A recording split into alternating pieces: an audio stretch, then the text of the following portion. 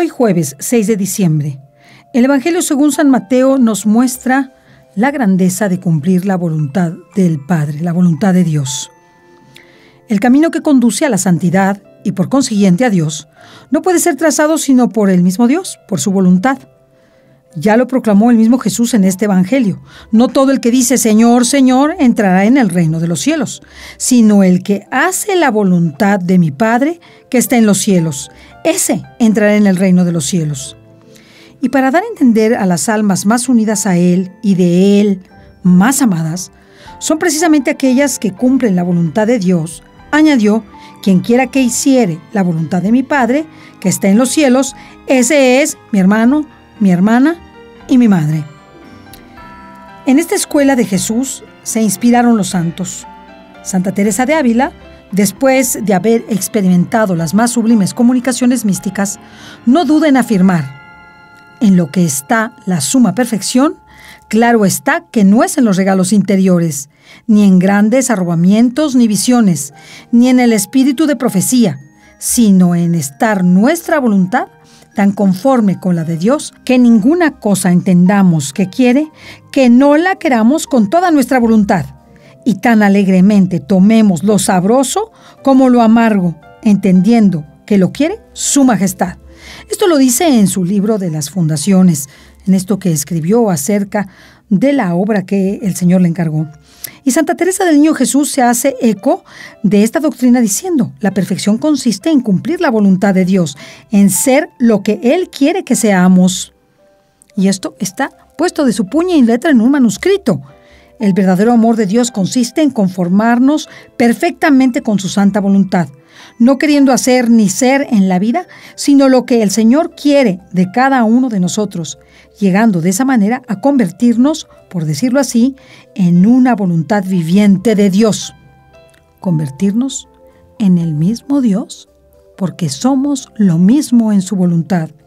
Considerada bajo esta luz, la santidad es posible a cualquier alma de buena voluntad, y hasta puede muy bien darse el caso de que un alma que lleva una vida humilde y oculta se conforme con la voluntad divina con tanta y quizá mayor perfección que el grande santo que ha recibido de Dios una misión externa y se ha enriquecido con gracias místicas. Tanto más perfecta será un alma cuanto más al detalle cumpla y se goce en cumplir la voluntad del Señor. Por eso Jesús nos dice esta metáfora, esta parábola: aquel que escucha mis palabras y las pone por obra, será como el varón prudente que edifica su casa sobre roca.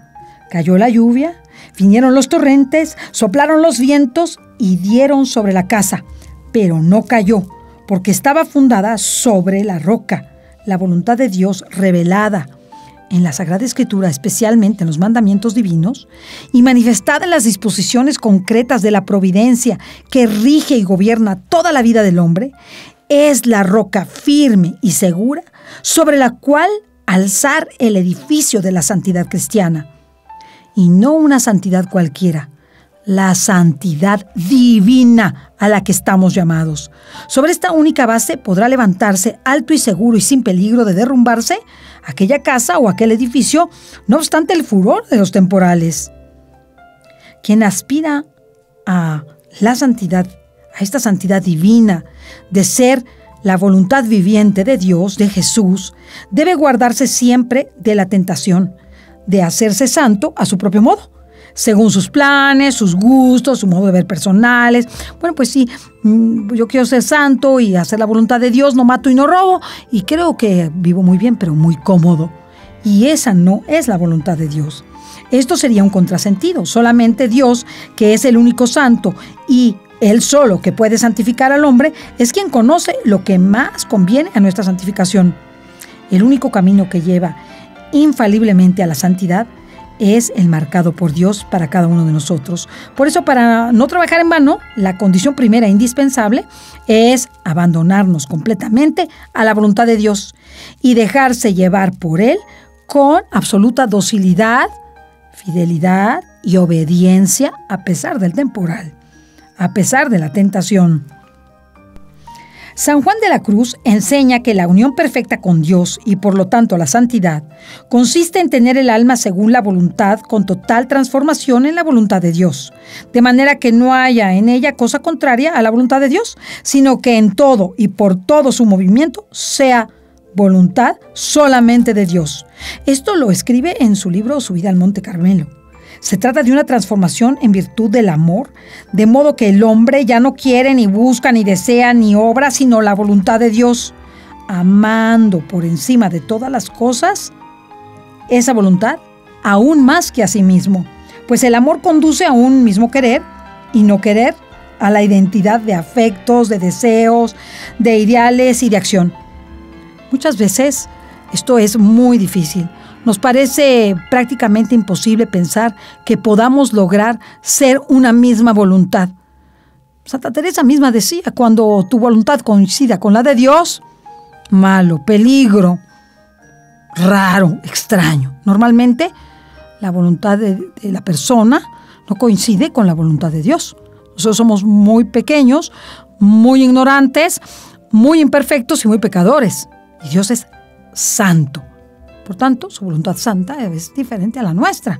Y lo que Él quiere es que alegremente, felizmente, hagamos su voluntad, porque ahí no habrá temporal, no habrá infelicidad, no habrá pecado, no habrá zozobra, sino la seguridad de que construyo en roca firme.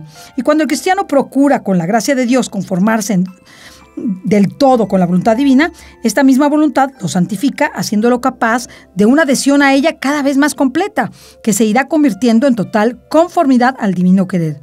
Estos son los hombres en que Dios se complace y que Isaías preconizaba como los únicos dignos de entrar en la Jerusalén renovada, entre un pueblo justo que se mantiene fiel. Ese pueblo justo que se mantiene fiel es aquel que hace simple y sencillamente la voluntad de Dios. Te diré también que para hacer la voluntad de Dios hay que tener esa visión sobrenatural que es necesaria para ver las cosas como Dios las ve. Aprender a interpretar y a juzgar los acontecimientos que tenemos en nuestra propia vida desde el ángulo de la fe, no solamente desde el punto de vista humano. Solo así entenderemos nuestra vida y el mundo en el que estamos. A veces se oye decir, si Dios obrara un milagro, entonces creería, entonces me tomaría a Dios en serio. O bien, si el Señor me diera pruebas más contundentes de mi vocación, me entregaría a Él sin reservas. Me iría de sacerdote, me iría de cura, me iría de religiosa. ¿Y qué pasa? Queremos hacer a Dios a nuestra imagen y no ser nosotros su imagen y semejanza. El Señor nos da la suficiente luz para seguir el camino. Luz en el alma y luz a través de las personas que ha puesto a nuestro lado. Pero la voluntad, si no es humilde, tiende a pedir nuevas señales. Que me dé otra señal. Pues que yo no lo veo claro, no lo entiendo, no lo sé. Y entonces queremos señales que ya nos las dio, ya nos dio muchas señales, que ella misma querría también juzgar si son o no suficientes. Entonces nosotros decidimos si las señales son suficientes o no cuando el Señor ya nos las dio y son muy evidentes. En ocasiones, tras ese deseo aparentemente sincero de nuevas pruebas para tomar una decisión ante una entrega más plena, se podría esconder una forma de pereza o de falta de correspondencia a la gracia, una falta de amor, una falta de confianza en Dios y, sobre todo, el miedo, que es la prueba más clara de la falta de confianza en Dios. Al principio de la fe o de la vocación, ordinariamente, Dios enciende una pequeña luz que ilumina solo los primeros pasos que hemos de dar. Pero más allá de estos primeros pasos está mucha oscuridad y a veces ni siquiera podríamos ver nada. Pero en la medida en que correspondemos con las obras que nos entregamos, sin cuestionamientos, la luz y la seguridad se van haciendo más grandes. Y siempre ante un alma sincera y humilde que busca la verdad, el Señor se manifiesta con toda claridad. Id a anunciar a Juan lo que habéis visto. Jesús nos dice de manera muy segura lo que tenemos que hacer. Y la verdad es que, aunque no lo veamos muy claro, porque nadie tiene claro exactamente, así con una claridad perfecta frente a las pruebas o las adversidades o las decisiones. Nosotros nos ponemos en oración y en oración buscamos esa voluntad de Dios. Y el Señor nos da las señales, pero no sabemos qué va a pasar después. Veamos a la Santísima Virgen en este anuncio de que será la Madre de Dios. No tiene todas las señales, no tiene todo lo que le ha de pasar y lo que ha de sufrir. Poco a poco lo va vislumbrando. Tan es así que ella misma dice, pues, ¿cómo será esto si no conozco varón?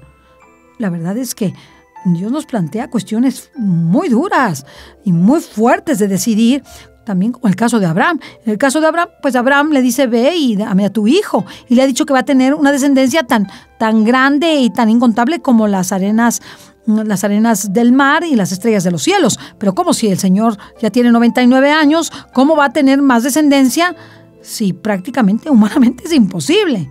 Él confía en el Señor y llega al momento extremo de poner la daga sobre el cuello de su hijo. El Señor lo detiene y por eso es padre de la fe. Abraham no es el mismo antes que después de que ha superado la prueba y ha hecho la voluntad de Dios a pie juntillas. No se ha preguntado por qué le pide eso, no se ha preguntado para qué le pide eso, no se ha quejado, no ha renegado, simplemente ha ido a ejecutar el mandato del Señor. El Señor ha de encontrarnos con una disposición humilde y llena de autenticidad, que excluye los prejuicios y permite saber escuchar, porque el lenguaje de Dios, aunque acomodado a nuestro modo de ser, puede hacerse en ocasiones difícil de aceptar lo que estamos diciendo, porque a veces contraría nuestros proyectos, nuestros caprichos, nuestros anhelos, nuestros sueños, o porque sus palabras no sean precisamente las que nosotros esperábamos o deseábamos escuchar. A veces el ambiente materialista que nos rodea puede también presentarnos falsas razones, contrarias al lenguaje con que Dios se nos manifiesta. Escuchamos entonces como dos idiomas distintos. El de Dios, diciéndonos su voluntad. El del mundo, diciéndonos lo que es más agradable. Y el nuestro propio sería hasta un tercer idioma. Este último, el del mundo, el que hemos hablado, con razones aparentemente más humanas. Por eso la Iglesia nos invita a rezar: Señor Todopoderoso, rico en misericordia, cuando salimos animosos al encuentro de tu Hijo, no permitas que lo impidan los afanes de este mundo. Guíanos hasta Él con sabiduría divina para que podamos participar plenamente del esplendor de su gloria. Finalmente te diré que hacer la voluntad de Dios, aunque lo más difícil, porque es renunciar a la voluntad propia, es lo más seguro, ya que el alma que vive en la divina voluntad vive en Jesús y a expensas de Jesús. Para quien hace la voluntad de Dios, todo es un continuo presente, y la divina voluntad hace feliz al alma aún en medio de las más grandes tempestades. Esto se lo ha dicho a la sierva de Dios, Jesús, a Luisa Picarreta. Se lo ha dicho de muchas maneras, porque le ha dicho: hija mía, para quien hace mi voluntad no existe pasado ni futuro, sino que todo está en acto presente. Y así como todo lo que hice y sufrí está todo en acto presente, así que si quiero dar satisfacción al Padre o hacer el bien a las criaturas, puedo hacerlo como si en acto estuviera sufriendo y obrando. Así lo puede sufrir o hacer la criatura en mi voluntad. Se unifica ya a mis penas, ya a mis obras, y se hacen una sola, y el alma, cuando quiere testimoniar su amor con sus penas, puede tomar las penas sufridas otras veces que están en acto y dármelas para duplicar su amor y sus satisfacciones hacia mí. Y yo, al ver el ingenio de la criatura que pone como en un banco para multiplicar sus actos y ganar intereses para darme amor y satisfacciones, para enriquecerla mayormente y no dejarme vencer en amor, le daré mis penas, mis obras multiplicadas para darle amor y hacerme amar. ¿Por qué hacer la divina voluntad hace feliz al alma en medio de las más grandes tempestades? Fíjate bien lo que le dijo a Luisa. Hija mía, anímate, no te abatas demasiado. Mi voluntad vuelve al alma feliz en medio de las más grandes tempestades. Más bien se eleva tan alto que las tempestades no la pueden ni tocar, si bien las ve y las siente. El lugar donde ella mora no está sujeto a tempestades, sino que es siempre sereno y con sol radiante, porque su origen está en el cielo, su nobleza es divina, su santidad está en Dios, donde está custodiada por Dios mismo, porque celoso de la santidad de esta alma, la custodio en lo más íntimo del corazón y digo, nadie me la toque, porque mi querer es intangible, es sagrado, y todos deben hacer honor a mi querer. Por eso, cuando vemos a algunos santos ser torturados, y vemos que cantan, o vemos que profetizan, o vemos que dicen, Señor, no les tomes en cuenta este pecado, como el caso del protomártir San Esteban, y que están viendo al mismo tiempo el cielo abierto y a Jesús sentado a la derecha del Padre, y están siendo torturados, apedreados, lastimados, asesinados, aniquilados, y vemos que no les pasa nada, están impasibles, están sin perder la paz, sin perder la serenidad, seguros del lugar en donde se encuentran. Por eso, frente a tanta adversidad, el único refugio frente a la tribulación, el desazón, la angustia, el miedo, la tortura, la incertidumbre, las catástrofes que anunciadas, el refugio seguro es la voluntad de Dios. Te diré por último una oración que me gusta mucho de San Francisco de Asís. La trato de rezar lo más que puedo, porque me da esa certeza de la voluntad de Dios, y es: oh Dios grande y glorioso, ilumina las tinieblas de mi corazón. Dame una fe recta, una esperanza cierta, una caridad perfecta para hacer y cumplir tu santa voluntad. Amén. Gracias por escucharme. Dios te bendiga.